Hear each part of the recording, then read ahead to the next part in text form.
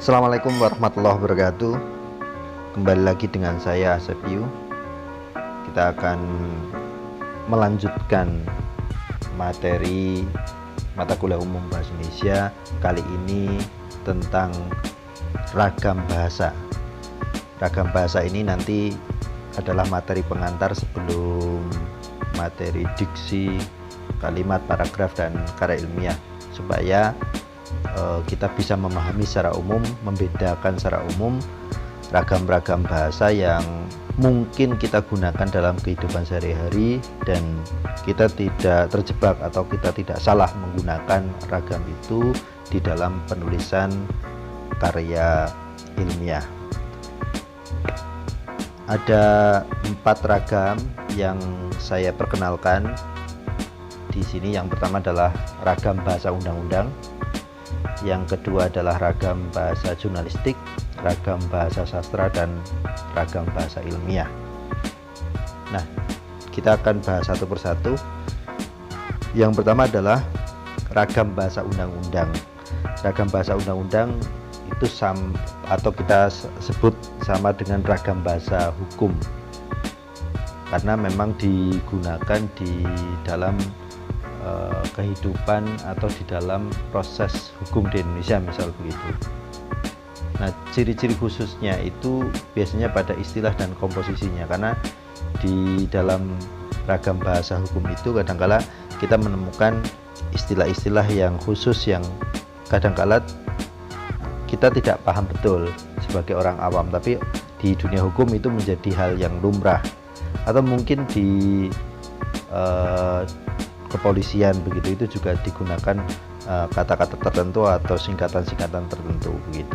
Nah, kalau digambarkan ya dipakai dalam undang-undang, peraturan, atau hal yang berkaitan dengan hukum. Dan saya rasa ini memang berbeda dari bahasa atau ragam bahasa yang lain. Kemudian yang kedua adalah ragam bahasa jurnalistik. Ragam bahasa jurnalistik ini jelas digunakan dalam dunia jurnalistik. Dunia jurnalistik kan banyak ya, sekarang ada koran, kemudian buletin, kemudian majalah, bahkan sekarang sudah ada media-media online, dan memiliki ciri komunikatif, sederhana, dinamis, dan demokratis. Ciri komunikatif ini lebih pada bagaimana bahasa yang digunakan itu mudah dipahami dan tidak multitafsir, karena ketika kita membaca berita misal, ya ketika membaca langsung bisa dipahami, oh maksudnya adalah itu, dan tidak memiliki penafsiran yang berbeda. Maka ketika membuat berita harus dipikirkan bahwa apa yang ditulis itu mudah dipahami dan tidak memberikan tafsiran yang berbeda. Yang kedua, sederhana, tidak menggunakan kata-kata yang berbelit, itu kalau istilahnya gitu. Jadi bahasa-bahasa yang digunakan adalah bahasa-bahasa yang singkat, bahasa-bahasa yang singkat. Kalau memang dibentuk dalam kalimat, ya kalimat-kalimat pendek, sehingga tidak berbelit, tidak seperti penulisan karya ilmiah yang panjang. Kalau dalam ragam jurnalistik itu lebih cenderung pendek, tidak berbelit. Kemudian dinamis, bahasa yang digunakan adalah bahasa masyarakat. Maksudnya ketika kita menulis pastinya akan menggunakan diksi atau pilihan kata yang pilihannya banyak. Nah, yang dipilih adalah bahasa yang paling mudah, tidak harus kelihatan bagus karena menggunakan istilah yang baru gitu, tapi justru menggunakan bahasa yang paling sederhana, karena digunakan di masyarakat, sehingga disebut dengan dinamis dan mengikuti perkembangan dari masyarakat. Kemudian demokratis, mengikuti konsensus umum dan tidak menghidupkan feodalisme. Jadi ya, aturan umum terkait dengan hal sesuatu yang disepakati.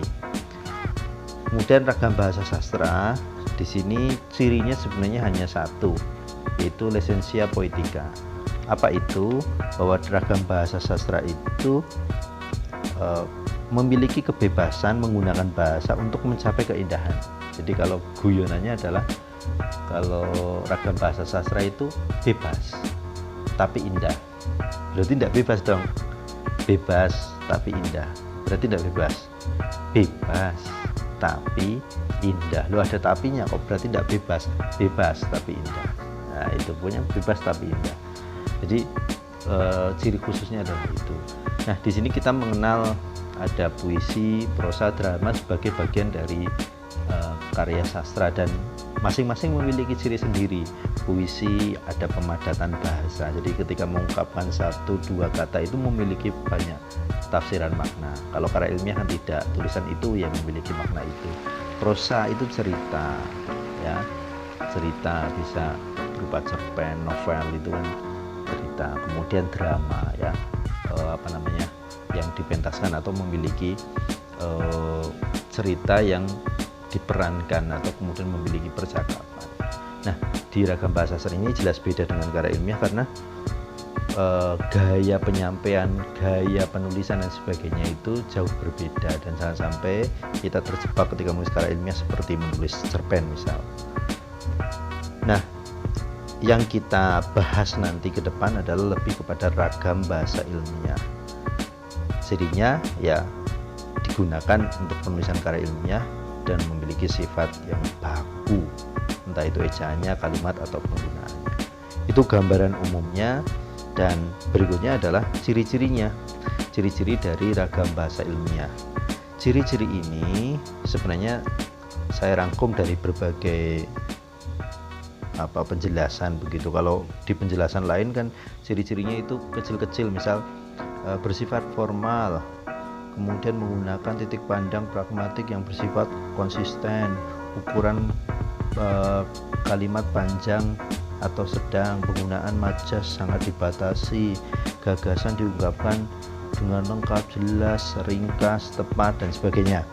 Nah, dari banyaknya penjelasan ciri-ciri dari ragam bahasa ilmiah itu kemudian saya rangkum menjadi 4 yang utama sebenarnya. Yang pertama adalah ragam bahasa ilmiah itu menggunakan diksi yang tepat. Diksi yang tepat itu maksudnya adalah pilihan kata yang tepat.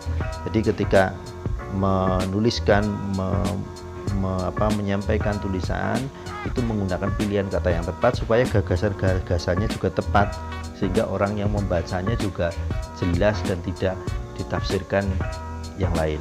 Jadi itu diksi yang tepat. Yang kedua adalah ejaan yang benar. Ejaan yang digunakan saat ini namanya adalah ejaan bahasa Indonesia. Kalau mungkin ada yang mengenal namanya ejaan yang disempurnakan.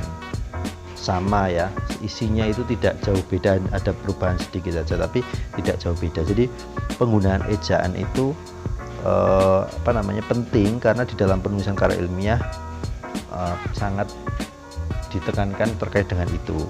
Misalnya penulisan kepala sekolah. Kepala sekolah itu ditulis dengan huruf kapital atau non kapital.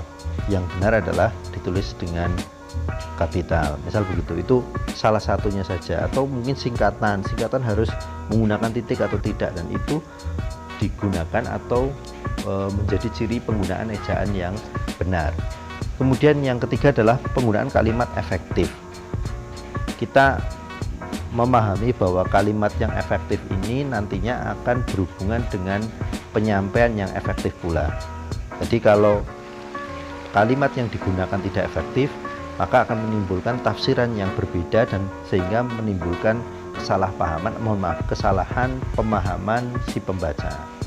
Nah, itu maka salah satu ciri utamanya adalah menggunakan kalimat efektif. Dan yang terakhir adalah menggunakan paragraf yang padu dan koherensif, atau kalau disamakan itu kohesi dan koheren.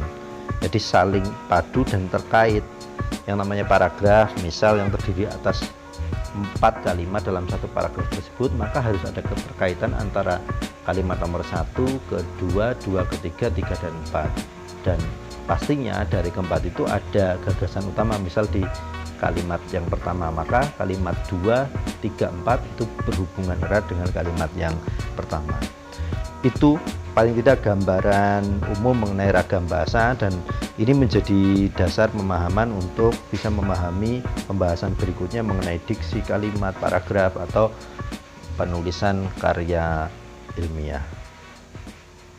Saya rasa itu yang dapat saya sampaikan, dan semoga bermanfaat dan bisa menjadi bahan diskusi. Terima kasih.